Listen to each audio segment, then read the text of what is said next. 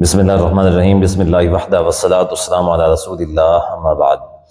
ایک مجلس کی طلاق ایک ہوتی ہے یا پھر تین ہوتی ہیں؟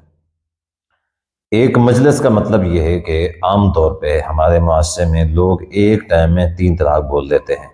مثال کے طور پہ غصہ آیا، فوراً جو ہے نا تین لفظ بول دیے، طلاق طلاق طلاق۔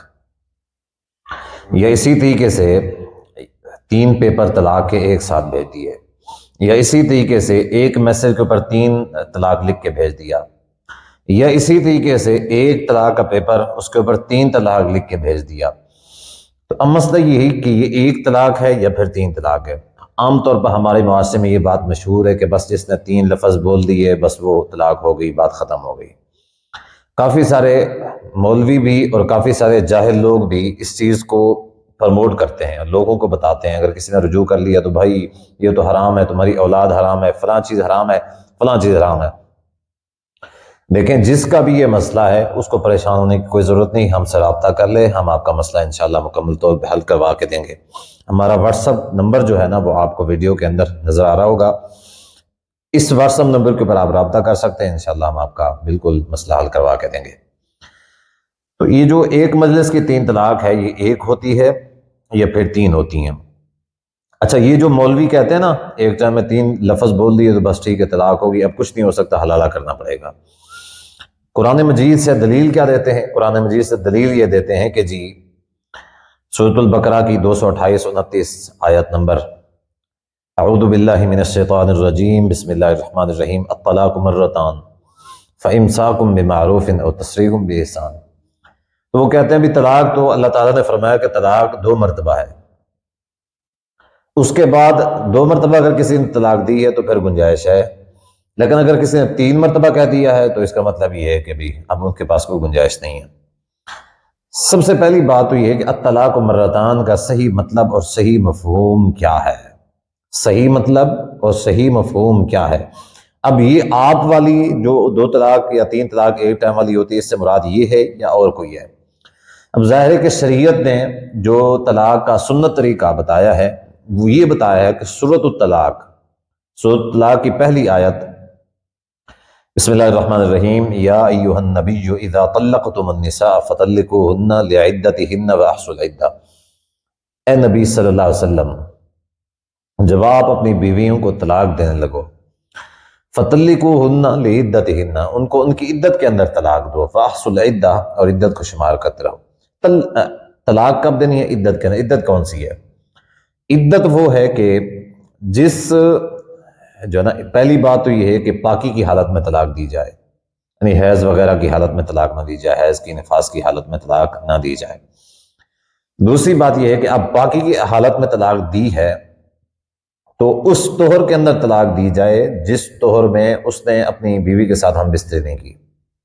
یعنی اگر طلاق دینا چاہتا ہے تو پھر وہ جو جب حیض سے پاک ہوگی تو اس کے ساتھ ہم بستری نہ کرے، پھر اس کو طلاق دے دے۔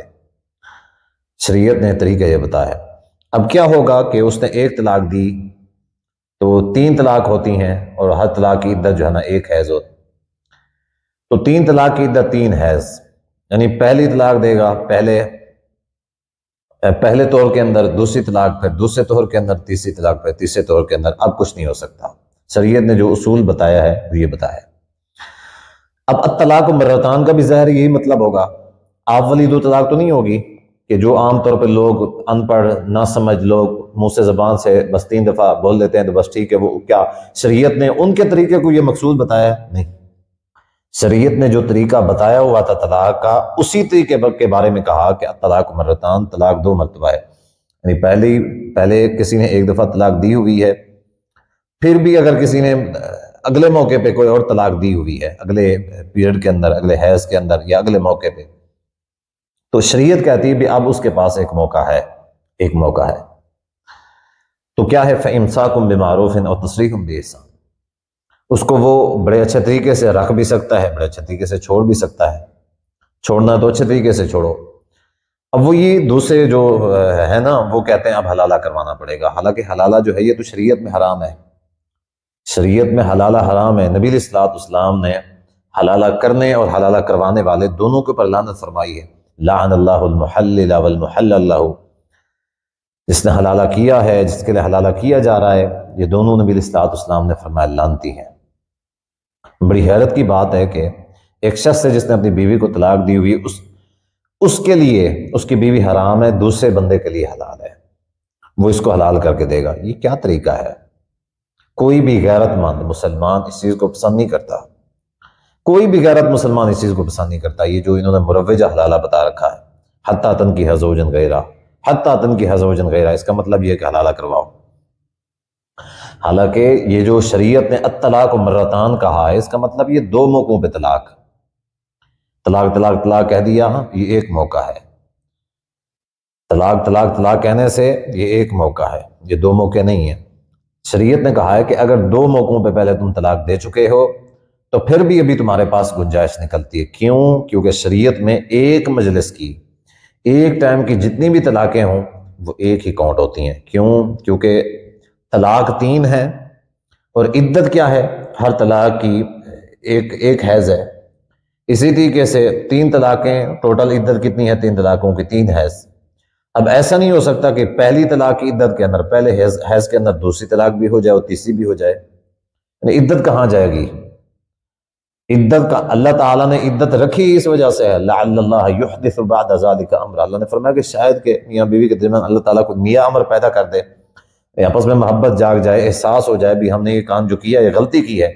عدت تو رکھی اس وجہ سے ہے۔ اب اگر کسی نے نادانی میں 3 دفعہ بول دیا تو عدت کہاں جائے گی پھر؟